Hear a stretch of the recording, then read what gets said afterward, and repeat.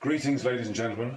This is going to be a quick lesson on some ghost notes. Now, ghost notes are basically quiet notes in between the loud ones. They're not scary, so don't worry. They're just the quiet ones. They're very often the thing that adds a bit of depth to some of the beats you hear. You very often hear them, and a lot of people don't know they're listening to the ghost notes. They're notoriously quite difficult to put into your playing because it involves the control normally of your left hand, which as we all know tends to be a little bit sluggish. Obviously if you're left-handed it'll be your right hand. So anyway, I'm just going to share with you how I sort of got started with ghost notes properly. It's a long time ago. I was trying to emulate a double bass drum groove I'd heard, and I only had one bass drum. So effectively I came up with this beat, which is, of course, you'll have heard a million times before, but the original beat was played like this with two kicks, so it was like...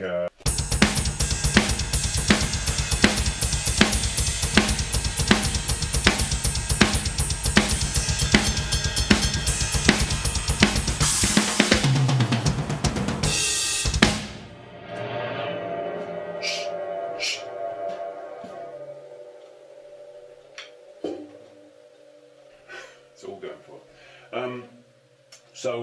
I only had one bass drum, so what I tried to do was play the same type of thing. I didn't even know I was listening to a double bass drum groove. I just heard this sound and I was trying to copy it. You can play the same groove with just one bass drum, but it doesn't quite sound the same. I'll play it to you now.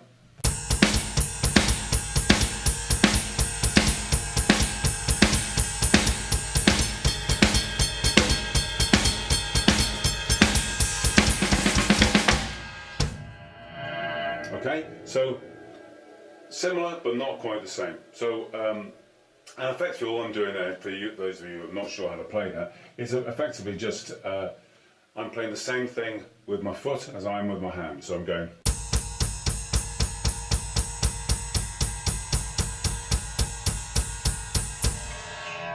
It's where your snare drum that goes in that makes a difference. So it's.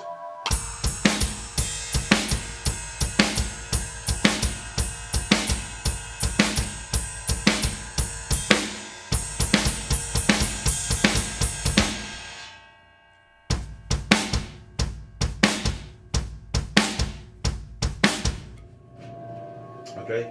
Now you don't have to play this with any real dynamics on your foot to start off with. You can introduce that a bit later, but this is just to get you started. Now that sounds quite good, but it's not really close enough to what I wanted with the double bass drum.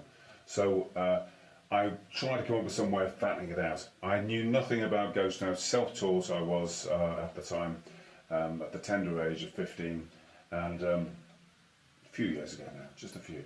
And so what I decided to do was to try and thicken it with my snare drum and copy effectively what the bass drum does. So what I did was I ended up playing, I understand this now, I didn't know at the time, just playing 16th notes between my hands. So it was like this.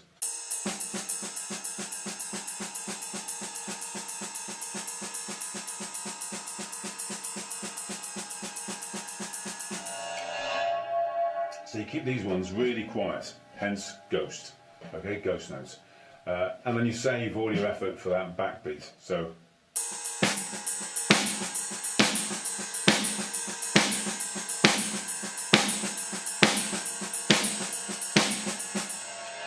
Okay, so now the trick is, of course, is just to control your left hand. I would really take it quite slow. And keep your hand as low as possible. So use the laws of physics to help you effectively. So don't be sort of tempted to try and restrain yourself when you're still lifting the stick up nice and high. So if you keep it really low, and then just lift it up for that backbeat. Sounds easy, but it's a little bit harder than when you first try and do it. So.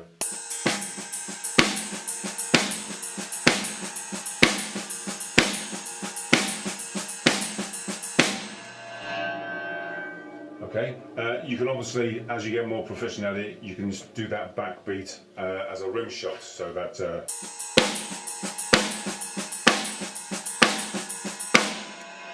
and that helps to add the dynamics to it, especially if you're playing something which is fairly full on, you know. Now you can play that again with the bass drum, so it sounds like this then.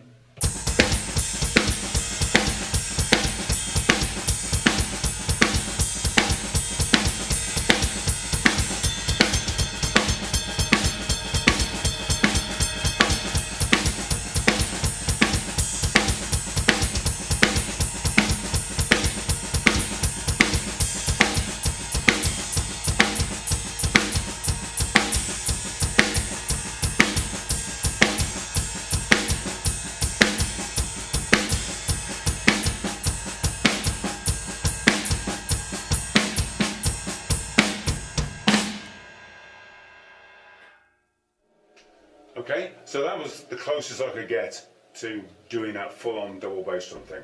Now, of course, I've got a double pedal, so you can actually do the double bass drum thing with it, as well as the ghost notes, which I think probably the original was doing anyway, but I was unaware of that as well at the time. So you can do lots of different things with this, and what we'll do, I'll just play some stuff now using different ideas with that same beat, using the ghost notes. Okay, thanks for listening, and see you soon.